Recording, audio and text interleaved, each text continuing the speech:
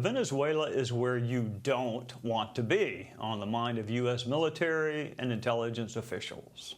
Look, this is a counter-drug operation. It can stop tomorrow if they stop sending drug boats.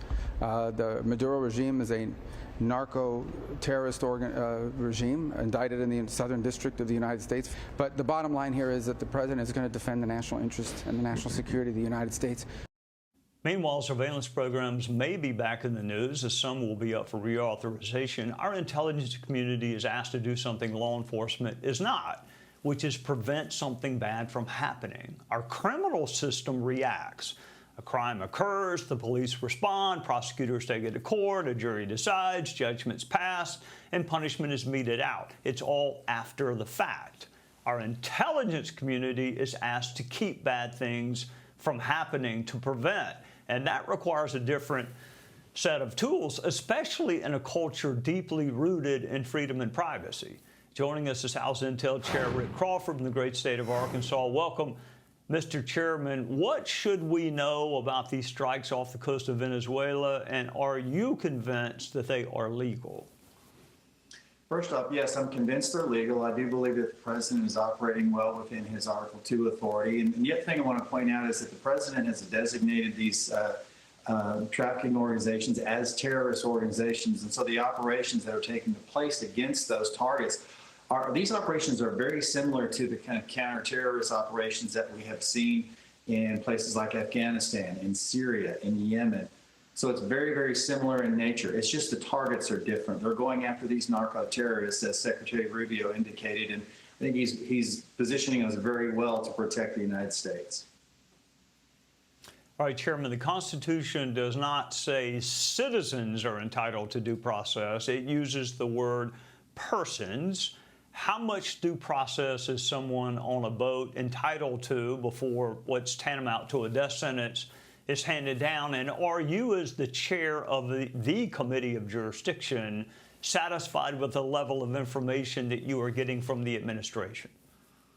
Yeah, the information we're getting right now, the administration has been very forthcoming with us. We just had Secretary Rubio, Secretary Hegseth, and representative from the Attorney General's office, who is the lead counsel on this, that gave us the full legal briefing, the justification for and the authorization for all the legal stuff. Now, you're an attorney and I'm not, but I was satisfied with what we got in that hearing. And my sense was that everybody else in that, I'm not hearing but a briefing, everybody else was as well. By the time we were finished there was very little. I mean, there were some pointed questions, but I think people generally, I would characterize that, even on both sides of the aisle, satisfied at this point with the legal justification, the action that the president has taken.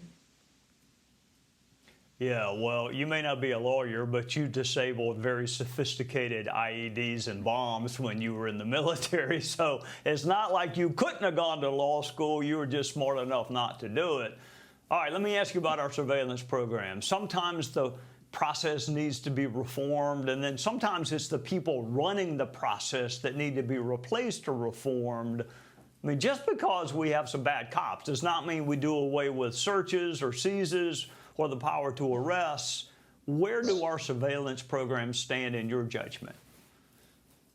Well, you know, you mentioned this in your opening comments, and the other thing you mentioned, I'll play off of. I was a bomb tech, and everything that you do to the right of boom is consequence management.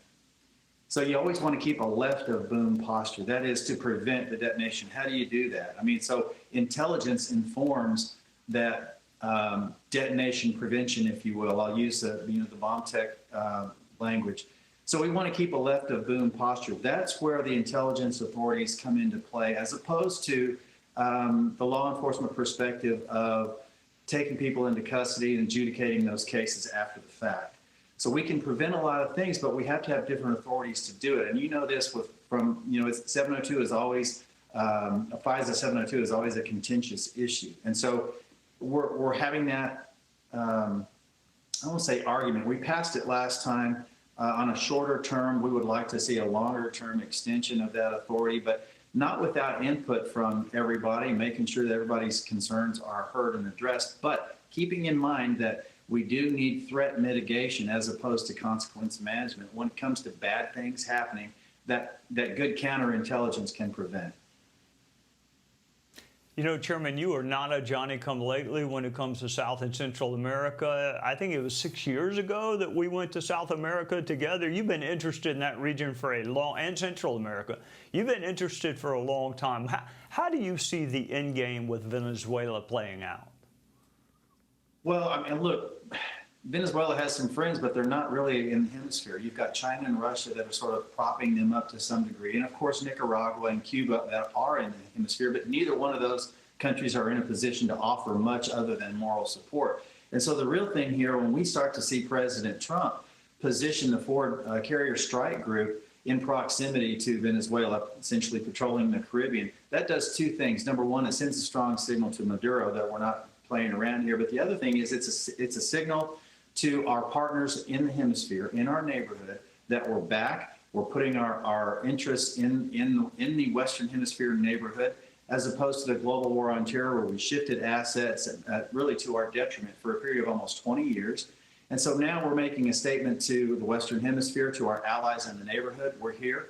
We're going to lead the charge against this intrusion from not only Venezuela in the narco trafficking that's taking place, but countries like China and Russia who have nefarious designs on our hemisphere.